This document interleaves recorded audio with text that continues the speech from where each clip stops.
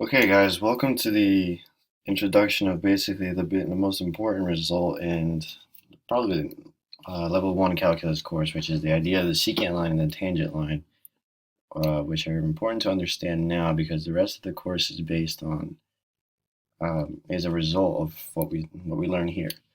So, what is a secant line? The secant line is describing the slope of this line right here. This is the secant line, and what we're trying to figure out is what is the slope of this line that is connecting 2 points on the graph. Now I chose this example here because it's pretty nice to pretty nice to understand. This is f of x equals x squared, and the line here, the secant line, is commonly referred to as m of s. Okay, m of s is the secant line, which is the black one. And we're going to have to label some points here to understand it. So this one right here, we could call it x, and the y is f of x.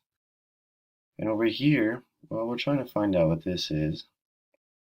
We don't know because we don't really know what x is. There's a gap in between here, which is denoted by delta x, which is just the difference between x and this point. So the point that we're looking for here is delta x plus delta x. And the point here is obviously a function of that one, which is f of x plus delta x. So if you remember how we found a slope in common algebra, what we did was we took the second y and subtracted the first y, y1, and on the bottom we took the second x and subtracted it x1, right?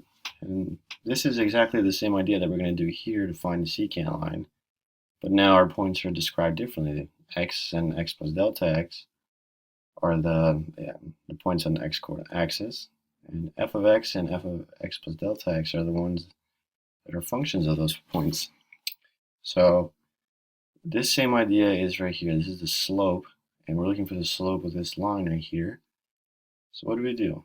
Our y2 corresponds to f of x plus delta x, so let's write that. F of x plus delta x minus our y1, which in our case is f of x. Okay, and we have to continue in the denominator. So what's our second x point? It is x plus delta x, correct? And our first, and our x1 is x, as we said earlier. So after we clean this up a little bit, we notice that f of x plus delta x can't really be arranged anymore. On the bottom, we can wipe out these x's, and we're left with delta x. So we have very well found the slope of this line, and it's defined right here very neatly as f of x plus delta x minus f of x over delta x describes the slope of the secant line. If we were to make this distance delta x, very, very short to the point where this gap becomes 0, and we wanted to just find what is the slope of this line. Let's try a different color. Let's try red. And if we said, well, I need to find this point right here. I need to find the slope of this line that only touches x right here. Now the way to do that is, okay, you could say, well, let's make the distance really, really small, delta x. Okay, let's stick with what we know. We say, okay, now it's getting smaller. Now it's getting smaller until we get to this line. So what's really happening? So we're saying that delta x is getting smaller and smaller. So we say that delta x is approaching 0. Now this is the idea that we've seen before when we did limit problems. And it's the idea that we're going to use to state our tangent. So we use m of t.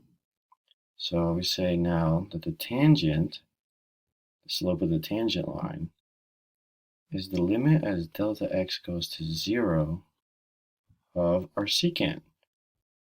because the slope of the secant is defined by this, and all we're saying is that the relationship is the same, but we're trying to minimize the distance between x and delta x to 0. And that's what we're doing. And we describe that as a limit. So f of x plus delta x minus f of x delta x. Okay? And this is the slope of our tangent line. And this is going to make a lot more sense once we talk about a few more examples, which I'm going to cover now. I'm actually going to get right to it because I want you guys to see this with real examples. But, well, what am I doing? I could work out the one we have here. So let's find our, I'm going to make a second part to this video because I don't want to go too long. So this will be part 1. Follow the video in part 2 and you'll see the rest of it.